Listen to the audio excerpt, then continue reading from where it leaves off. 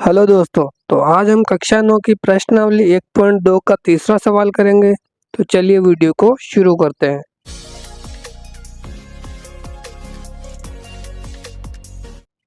तो हमारा तीसरा सवाल है अंडर रूट 5 को संख्या रेखा पर निरूपित करें।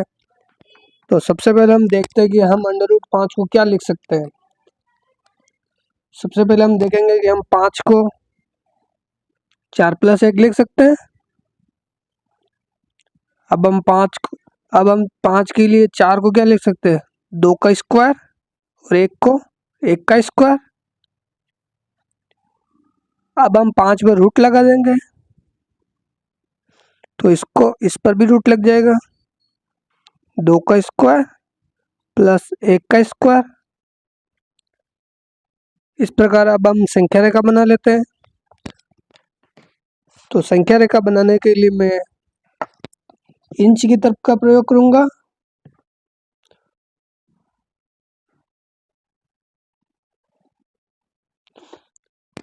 और मैं दो इंच को 1 यूनिट मानूंगा ताकि अच्छे से विजिबल हो। तो चलिए मैं 2 यूनिट ले लेता हूं।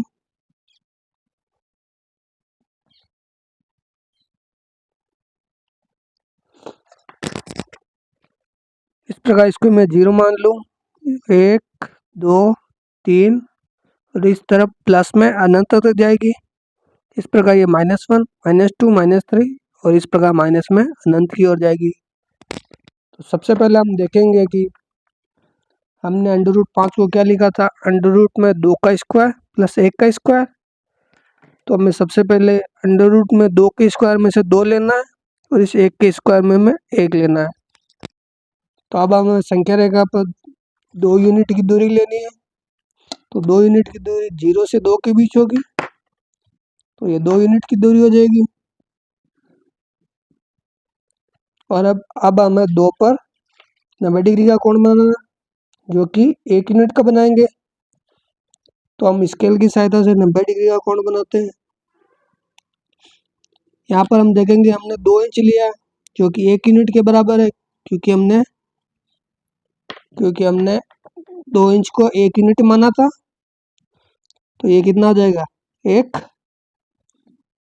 इसे हम P नाम दे देंगे, इस पॉइंट को Q नाम दे देंगे और ये O भी है और 0 भी है। इस प्रकार अब हमें P और O को मिला देंगे।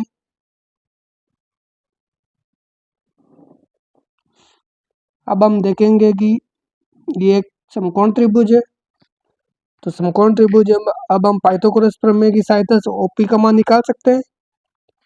तो समकोण त्रिभुज में पाइथागोरस प्रमेय क्या होती है दोस्तों, जैसे कि एक समकोण त्रिभुज है। समकोण त्रिभुज वो होता है जिसका एक कोण 90 डिग्री का हो। तो ये 90 डिग्री का कोण है, तो इसमें ये वाली भुजा कर्ण हो जाएगी, ये आधार हो जाएगी और ये लंब हो जाएगी। इस प्रकार इस भुजा का स्क्वायर इस भुजा के स्क्वायर और इस भुजा के स्क्वायर के योग के बराबर होगा, अर्थात कर्ण स्क्वायर बराबर आधार का स्क्वायर प्लस लंब का स्क्वायर, अर्थात इस भुजा का स्क्वायर इन दोनों भुजा के स्क्वायर के योग के बराबर होगा। अब हम इस वाले समकोण त्रिभुज में पाइथागोरस प्रमेय लगाएंगे। अब हम पाइथागोरस प्रमेय की सहायता से हम OP का मान निकाल सकते हैं। अब हम यहाँ पर OP का मान निकाल देंगे। OP का स्क्वायर अर्थात ये कर्ण हो जाएगा, ये कर्ण है। तो OP का स्क्वायर क्या होगा दोस्तों, OQ का स्क्वायर, क्योंकि ये आधार है, और PQ का स्क्वायर क्योंकि ये लंब है। इस प्रकार हम देखेंगे कि OP स्क्वायर बराबर OQ का स्क्वायर। OQ की दूरी कितनी है दोस्तों, 2 यूनिट, तो हम 2 ले लेंगे। इस प्रकार PQ की दूरी कितनी है, 1 यूनिट, तो हम 1 ले लेंगे। इस प्रकार 2 का स्क्वायर कितना होता है, 4 और 1 का स्क्वायर 1। अब 4 + 1 5 हो जाएगा और OP स्क्वायर की दूरी 5 हो जाएगी। अब स्क्वायर हटेगा तो यहाँ क्या लग जाएगा रूट, अर्थात ओपी का मान √5 आ जाएगा। तो ओपी का मान हम √5 लिख देंगे।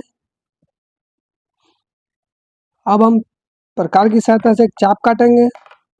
तो चाप काटने के लिए हमें प्रकार की नोक को O पॉइंट पर रखना है और पेंसिल की नोक को P पॉइंट पर रखना है और एक चाप काटना जो संख्या रेखा पर कट करे। अब हम देखेंगे कि हमारा संख्या रेखा पर हमें इस पॉइंट पर कट किया चाप, तो अब हम इसे D नाम दे देंगे। तो अब हमारी OD की दूरी, O से लेके इस वाले पॉइंट D की दूरी √5 होगी। तो यही संख्या रेखा पर √5 को निरूपित कर दिया है। दोस्तों वीडियो पसंद आए तो वीडियो को लाइक करें, शेयर करें एंड चैनल को सब्सक्राइब करें।